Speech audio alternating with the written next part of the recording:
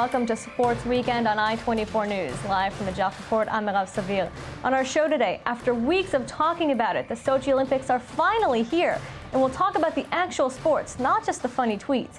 And later on, we'll talk about Arsenal's colossal beating at Liverpool, David Beckham's new boss status, and NBA first half awards. Joining me for the show today are I-24 News sports analyst Jonathan Regev, our Winter Olympics expert Wendy Rodi, and our Twitter extraordinaire Michal Divon. Hi, guys. Hey, Hi, Merav. And Danny Swibel will be joining us later on, but we begin our show today with a look at the first few days of Sochi. We're finally able to talk about the sports at the Olympic Games, not just the controversies and problems surrounding it. And joining us to talk about it is winter sports expert Wendy Rodi. Wendy, Sochi has been a game of firsts so far, lots of them. It's starting out that way. The first medal won at Sochi was in a brand new event. It's the snowboard slope style event. It's very exciting, very popular in the Winter X Games. No surprise to me that it's now an Olympic event. The athletes must do their most difficult tricks, reach the highest altitude on their jumps. Very exciting stuff. And the first men's gold medalist is American Sage Kostenberg. And joining him, a fellow American winning the women's event is Jamie Anderson. So it's an overall good start for the U.S. And there was another first in this same competition. Yes, actually, Jenny Jones of the U.K. won the bronze in the women's event. And this represents the first Olympic medal for the U.K. on snow. That's a definite. What other first should we expect in these games? Well, a lot more to come. I'm looking forward to see the results of the new figure skating team event, because the results of this should tell us overall who has the best ice skaters in the world. The nation that wins this team event, this is what's going to tell us. And so not exciting. only that, but in the first few days, we've already had an Olympic record broken. Yes, actually, Sven Kramer of the Netherlands led his team, sweeping the podium in the men's 5,000 speed skating race. And it's very exciting for the Netherlands. Their king, their queen, their prime minister, all watching from the stands, proudly supporting them. And and he wasn't the only one. Obviously, the whole podium was full. Yeah, they swept the podium. It's not surprising. It's a very popular sport in the Netherlands. For such a small country, they have speed skating tracks, indoor, outdoor. Their coach seems to think that their national competition has a higher level of sportsmanship than the actual Olympics themselves. Because they had so many athletes come to just try and qualify for the Olympics that could have made it and could have probably beat anybody else. We'll never know. Wendy Rodi, thank you. And Michal, obviously now this is maybe the funnier part, all the Twitter reaction to Sochi the past couple days. Well, some more funny and some a little less. I'm actually going to start with a serious one. The issue of color. Yes, it is funny. I could say let's look at our first one. Despite Russia's anti-gay laws, the uniforms and venues in Sochi sports are rainbow colors. Putin must not know about the pride flag. Well, this is true and this is funny, but, putting the humor aside, the mayor of Sochi himself in late January said that he told BBC, he doesn't believe that there are any gays in his city. And later on when, people said, really, are you serious? He said, maybe there are a few, but I don't know them. Of course he doesn't know them because they're living in fear and hiding. Because they're not allowed to show it. So clear there, no. And I guess it's funny and you can laugh about it, but the colors become such a symbol because of how the gay community in Sochi cannot express themselves. And now, we're seeing these colors not only there, but also in team uniforms. So this isn't maybe gay related, but you're seeing how important the colors are. Our next tweet is about how the U.S. Olympic athletes are also warned about their team uniforms and basically saying, don't try to stand out and actually, there's no need to show that you're from the U.S. So basically, gays aren't the only target. Foreigners seem to be a very big target in this area. And very quickly, what's your last? And the last tweet. So this is kind of a funny one. Settle down, people. Just because something in Sochi has more than 2 colors on it doesn't mean it's automatically a gay pride rainbow. Because we're all just associating. But you know what it is, because this has become like the biggest topic leading up to the Olympics. It's the biggest topic right now. Google has used a doodle. These colors mean something. Michal Divon, thank you, and stay with us because we will be coming right back to you. But right now, we're moving on to football. Jonathan Regev, you're joining us now with the top and the flop, and we're literally starting with the team that's sitting pretty at the top, Chelsea at the top of the standings. Chelsea, they seem to be waiting quietly for Arsenal and Manchester City to fade. We've spoken a lot about Arsenal and Manchester City, rightfully so, but then Chelsea was there quietly waiting, and then last week, boom, they came in. And here they come. Into the Etihad Stadium, Manchester City's home, where they beat everyone down the rocks, and they came in and they came back with the 3 points. Last night they won again, and guess what? They're first now. They're first, ahead of Arsenal, ahead of Manchester City. We've spoken about City, the fact that they're still strong on all fronts. Well, Chelsea's in the Champions League as well. Chelsea's in the FA Cup as well, and they're up there very, very strong.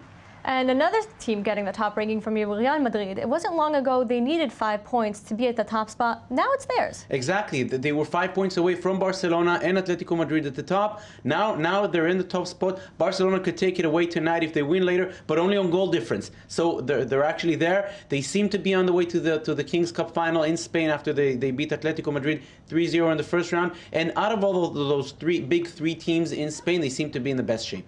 And now we're moving on to your flops. Atletico Madrid bumped up a little out in the rankings. Yeah, we just mentioned them.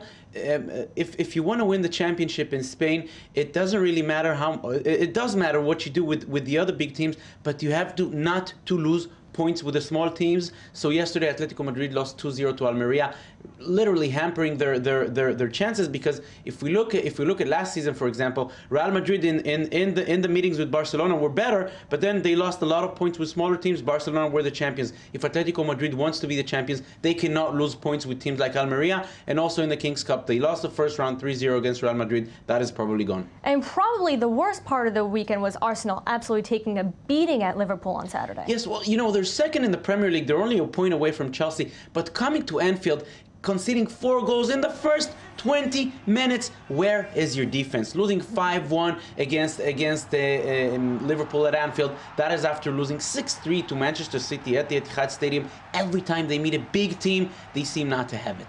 And quickly, what does Arsenal have to do in order to bounce back from a game like yesterday's? Well, again, just like in the Spanish League, in the Premier League, the big teams between each other, maybe they can lose points. What Arsenal has been doing very, very good this season is not to lose points against the smaller teams. If they keep on doing that, they have the chances. I don't see them going through Bayern Munich in the Champions League, though. Bayern Munich seems to be way too strong for them. In the Premier League, if they keep on taking the points from the smaller teams, then they stand a good chance. And we actually have reaction from these two managers.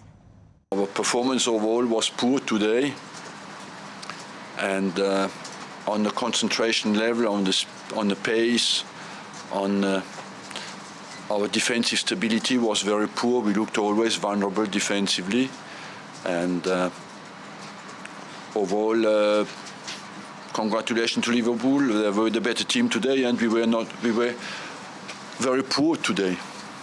Only our fans were good for 90 minutes, that's all. The objective has always been to finish as high as we possibly can. But you have to also look at the other teams that's around, the monies, the Manchester Cities, and, you only need to look at Arsenal's bench today. What they had on the bench. So, but we'll just keep focused and keep our concentration. And we're moving on to the topic of the week. We've remained with football, but switching continents and going specifically to South Beach, Miami, where football superstar David Beckham announced he is leaving the pitch for the boardroom to become an MLS expansion team owner. Jonathan, there was a team in Miami until about a decade ago, but it didn't last. What makes us think it's going to succeed this time around? Three things perhaps have changed. One, back then that team did not have any star glamour, which David Beckham brings. It doesn't matter if he's on the pitch or outside. When David Beckham is involved, a lot of people want to come into it, whether it's fans, whether it's sponsors. People want to come to it. Second thing, local talent. You need local talent that people can relate to. It's, someone from the neighborhood. They want to cheer. They want to cheer that someone that they know, that they grew up with. Second thing, we speak a lot about Latino, but there's not one Latino. There's many Latinos. So Cubans, Puerto Ricans, Dominicans, they're more into baseball. But in the last decade, a lot of people from Argentina, Colombia, Brazil, they came to the Miami area. They're much more into football or soccer, the way Americans call it. And joining us now is Danny Zweibel. And Danny, Miami, very Latino dominated, as we just already talked about. Does this make Miami the place for football to really thrive in the U.S.? It definitely does. When the team failed before, over 10 years ago, there wasn't the explosion of diversity. Now Miami is about 70% Hispanic. And again, Miami is the bridge between continents, if you will. So yes, as Jonathan said, you have people from Brazil and Argentina, all over South America, who are now there. And so there's a good chance this could happen. And Beckham knows that, and the investors hopefully know that these millions will be well spent. And very quickly, there's another superstar in Miami, LeBron James, who already has some interest in football. He's a partial owner of Liverpool. Could he possibly team up with Beckham, and could that be what really makes this team special? That would be Beckham's dream, wouldn't it? You definitely like LeBron to sign up. LeBron has obviously brought a lot of excitement to Miami, so obviously with that big name behind it, perhaps it could happen. Well, I think it's enough if LeBron James is going to come to a game or two. That's it. He's going to draw tens of thousands of people are going to come to the game because LeBron is there. Because LeBron's sitting on the side. Exactly, and then they'll become soccer fans themselves. That's the way to do it. Everybody's following LeBron and possibly following the rings. After they brought them to Miami, maybe he can succeed in another sport. And Michal, I'm assuming Beckham is already a very popular topic on Twitter. What are they saying now? I just wanted to say that I don't know if they're going to come because of LeBron. All the ladies are coming for Beckham. But as much as it's exciting and great for Miami, there's also criticism. So let's take a look at one critical tweet saying, I see David Beckham is going to have a soccer team here. Well, he should invest his money in one of the less fortunate clubs in the UK. And I can understand why this would, piss a Brit off. Can I say that on air? I don't know. but basically, it's going to definitely encourage the game in Miami. But you could see the same thing happen in his own local community. But over stateside, people are actually very excited for this. Of course, in the States, everyone's excited. He wants to build a kids academy, bring top coaches, top players. For them, this is incredible.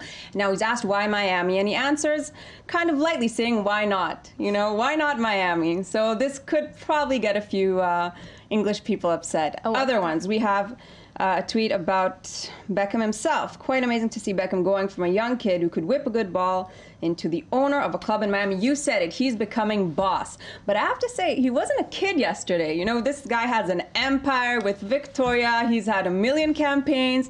He's had the H&M, ad that we can talk about if you'd really like to. And yeah, he's not a kid, but now this is definitely changing him from player and master to the boss.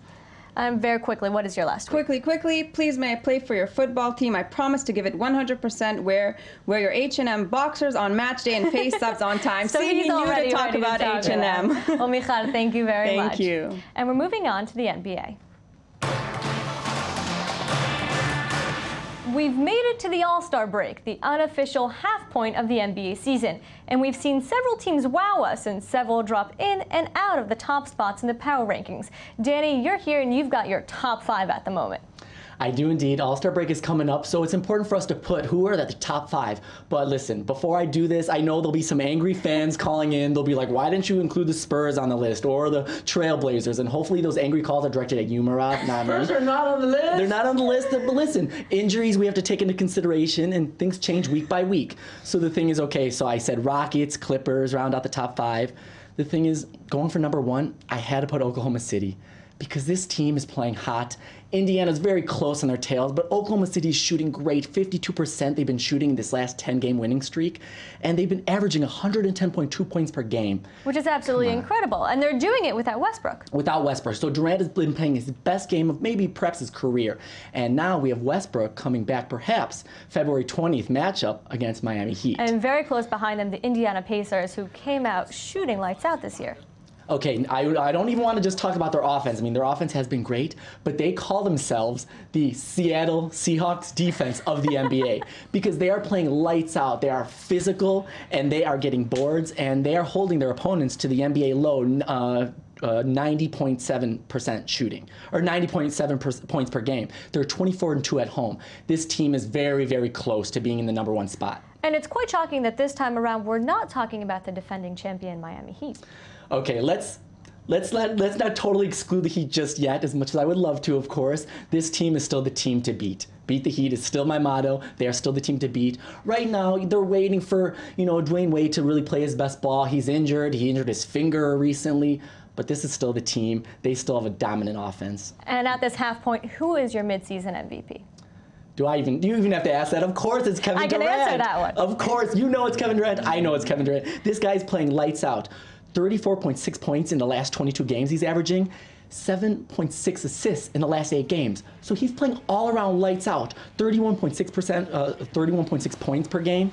This is Michael Jordan kind of stats. It's amazing. And he had those couple of games where he was just putting up unheard of numbers and figures, and nobody is even getting anywhere near him. He's playing lights out basketball, and I think he'll continue to do it, and hopefully he'll steal the MVP crown from LeBron James at the end of the year. I think he's definitely earned it for himself. Well, thank you very much, Danny Swibel. Thanks. And that's all for us today. For the latest sports news, you can find us online at i24news.tv, our Facebook page, or our Twitter page. And you can tweet at us at i24news sports. We'd love to hear from you. From all of us here on Sports Weekend, I'm Mirav Savir. Thank you for watching, and we'll see you right back here next Sunday.